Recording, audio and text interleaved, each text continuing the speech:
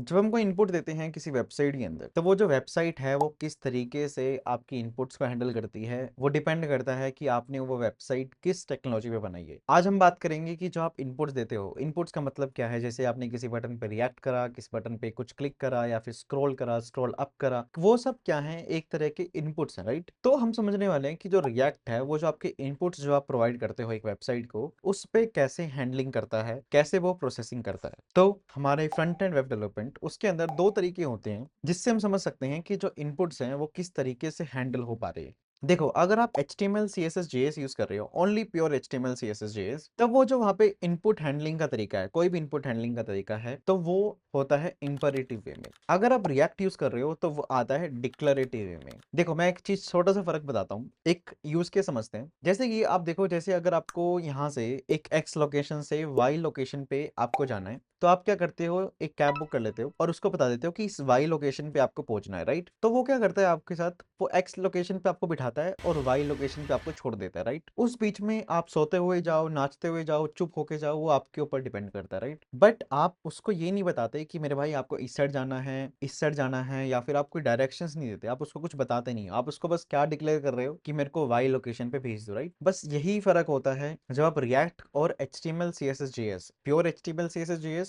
और रिएक्ट को अगर आप अलग अलग कर दो। रिएक्ट आपका एक कैब ड्राइवर की तरह, आप उसको बस डिक्लेयर करते हो मेरे भाई मुझे यहाँ पे जाना है, राइट। तो रिएक्ट ऑटोमेटिकली उसके बेसिस पे, उसके बैकग्राउंड में क्या स्टेप्स लेने हैं, क्या चेंजेस करने हैं, वो रिएक्ट ऑटोमेटिकली हैंडल करता है, राइट। अगर आप HTML CSS JS में बात कर रहे हो, तो आपको खुद से हर एक स्टेप उसको बताना पड़ेगा कि अगर वाई लोकेशन तक जाना है तो यहाँ पे जाइए, मतलब यहाँ से राइट लो, वहां से लेफ्ट लो, फिर यहाँ से लेफ्ट लो, वहां से राइट लो। इसको बोलते हैं इंपरेटिव प्रोग्रामिंग। अगर आप HTML CSS JS यूज करते हो तो आप वहां पे इंपरेटिव प्रोग्रामिंग करते हो, और अगर आप रिएक्ट यूज करते हो तो वहां पे आप डिक्लरेटिव प्रोग्रामिंग यूज करते हो। So welcome to the part 9 of React series. इसके अंदर समझने वाले हैं कि रिएक्ट कैसे रिएक्ट करता है inputs with state variables. Screen के ऊपर आपको दिख रहा होगा, मैं ऑफिशियल डॉक्यूमेंटेशन से आपको पढ़ा रहा हूँ, और ये है उसका मैनेजिंग स्टेट का फर्स्ट पार्ट हो जाएगी एक तरह से। मैनेजिंग स्टेट में अगर आप जाओगे तो उसका फर्स्ट है ये, और वैसे पार्ट 9 है पूरी रिएक्ट के अंदर स्टेट सीरीज का। इसके अंदर हम समझने वाले हैं कि रिएक्ट कैसे रिएक्ट करेगा इनपुट विद स्टेट वेरिएबल्स, ठीक है। अब देखो, React provides a declarative way to manipulate the UI. Instead of manipulating individual pieces of the UI directly, you describe the different states of that component can be in, switch between them in response to the user input. This is similar to how designer thinks about the UI. देखो, यहीं पे नीचे चलते हैं।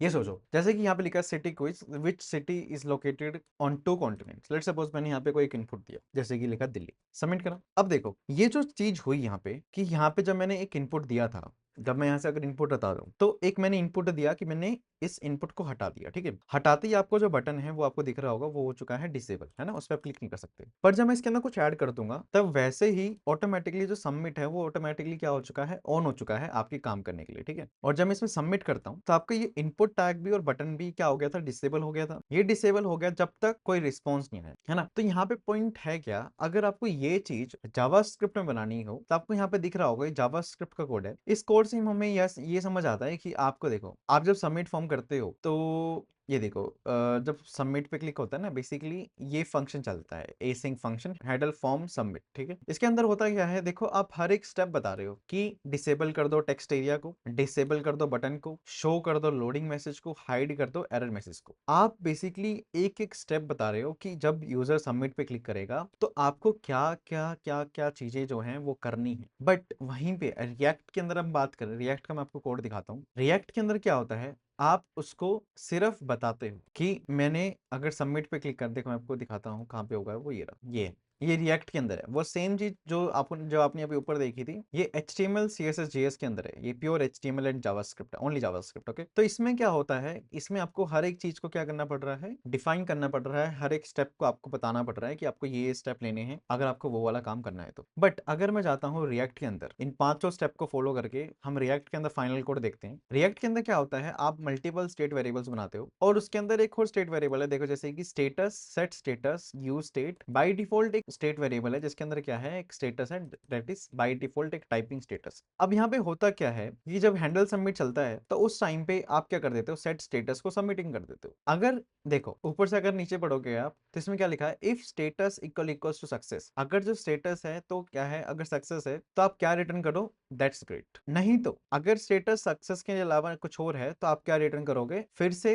यही form जो है ये आप रिटर्न कर दोगे। तो बेसिकली आप यहाँ पे क्या कर रहे हो, उसी चीज को बिल्ड करने के लिए आप मल्टीपल स्टेट्स बता दे रहे हो। तो मतलब जब भी यहाँ पे दिख रहा होगा, जब भी यहाँ पे हैंडल फॉर्म सबमिट जब फंक्शन चलेगा ये बटन के क्लिक पे, तो यहाँ पे क्या करेगा, वो सिर्फ एक स्टेटस अपडेट करेगा जो कि होगा सबमिटेड। और यहाँ पे अगर आप नीचे जाओगे तो जब स्टेटस सबमिटिंग है तो आपको दिख रहा होगा टेक्स्ट एरिया क्या हो रहा है, डिसेबल्ड की वैल्यू ट्रू हो जाएगी। डिसेबल्ड ट्रू पास हो जाएगा, क्यों? क्योंकि स्टेटस क्या हो रहा है यहाँ पे, सबमिटिंग पे जा रहा है, राइट। तो मतलब पॉइंट यहाँ पे क्या है कि इस चीज को आप थियोरटिकली है वैसे पूरा का पूरा पढ़ सकते हो खुद से भी। मतलब यहाँ पे बात सारी इतनी है कि आप समझ सकते हो कि जो रिएक्ट है आपके इनपुट्स के लिए वो आप स्टेट वेरिएबल बनाते हो, और आप जब रिएक्ट को यूज करते हो तो आपको एक एक चीज खुद से डिफाइन नहीं करनी पड़ती, आप अपनी मल्टीपल स्टेट्स बताते हो। तो जब भी एक स्टेट चेंज होती है तो वो दूसरी स्टेट की ऑटोमेटिकली जो भी आपने यूआई डाला होगा वो ऑटोमेटिक हो जाएगा, राइट। बट वहीं पे जावास्क्रिप्ट के अंदर अगर आप देखते हो, जावास्क्रिप्ट के अंदर आपको एक एक चीज देखो कितनी बार डिसेबल डिसेबल, शो हाइड आपको खुद से पूरा एक कंट्रोलर की तरह बनना पड़ता है। बट यहाँ पे आप क्या करते हो, सिर्फ डिक्लेयर करते हो कि ये स्टेट है। अब उस स्टेट के बेसिस पे जो भी आपने यूआई बता रखा होगा वो यूआई चल जाएगा। तो हम समझ सकते हैं कि जो रिएक्ट है वो किस पे काम करता है, डिक्लेरेटिव वे में काम करता है। आप रिएक्ट के अंदर क्या करते हो मेरे भाई, आप डिक्लेयर करते हो कि मैंने ये चीज करी है, अब उसके बेसिस पे आपको कैसे काम करना है। अब उस चीज को आप कैसे लिखोगे, कैसे आप एक डिक्लेरेटिव प्रोग्रामिंग करोगे रिएक्ट के अंदर, उसके लिए 5 स्टेप है। आपको 5 स्टेप यहाँ पे दिख रहे होंगे, ठीक है। बहुत ईजी है, बहुत, या आप अगर आप यहाँ तक पहुंच गए तो आप बना सकते हो खुद से, कोई बड़ी चीज नहीं है, क्योंकि मैंने बहुत कुछ बता दिया आपको स्टेट के अंदर। ऐसे आपको ये पांचों स्टेप फॉलो करने हैं और आपका जो रिएक्ट कंपोनेंट होगा वो एक डिक्लेरेटिव वे, डिक्लेरेटिव फॉर्म में होगा React. Okay, so let's meet in the next video. अगर आप इसमें आप पढ़ के देखिए इसे, अगर आपको कोई दिक्कत लग रही है, कोई परेशानी हो रही है तो जरूर आप कमेंट करें, मैं जरूर नेक्स्ट वीडियो के अंदर उसको एड्रेस करूंगा और सॉल्व करने की कोशिश करेंगे, ठीक है। Thank you.